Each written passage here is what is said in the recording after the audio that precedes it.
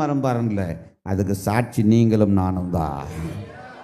இந்த மரத்தை பார்ப்பா, இந்த மரம் போயிருந்தா 20 வருஷம் இருக்கும்பா, இந்த மரம் போயிருந்தா 40 வருஷம் இருக்கும்பா. இன்னைக்கு உட்காந்து உயிரோடு பேசுதுன்னா அவரால் மட்டும்தான் அது கூடும்.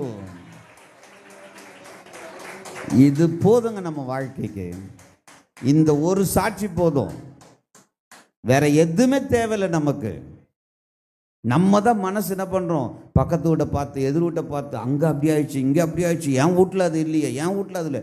அது தேவையில்லை நமக்கு, நமக்கு தேவையே இல்லை. நம்ம உடம்புக்கு ஃப்ரிட்ஜு தேவைன்னா அந்த ஃப்ரிட்ஜை தானாக கொண்டு வந்து சேர்க்க தேவனால முடியும்.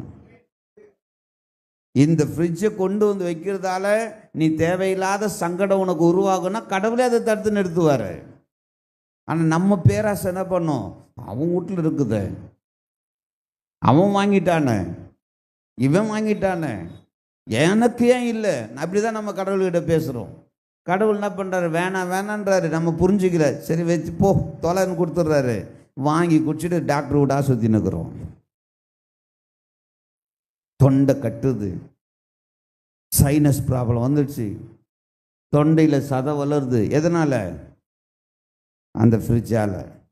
அதை வேணான்னு கடவுள் சொன்னும் போதே நீ ஒதுக்கி வச்சிருப்பாரு. உனக்கு அவ்வளோ காசு மிச்சம்.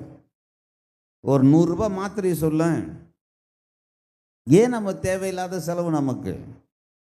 அதுதான் காலில் பார்த்தோம். தேவனுடைய பரிபூர்ண சித்தம் இன்னதென்று அறிந்து நாம் மனம் புதிதாகிறதுனாலே நாம் மறுரூபமாகும்போது தான் நாம் தேவனை முகமுகமாய் தரிசிக்க முடியும்.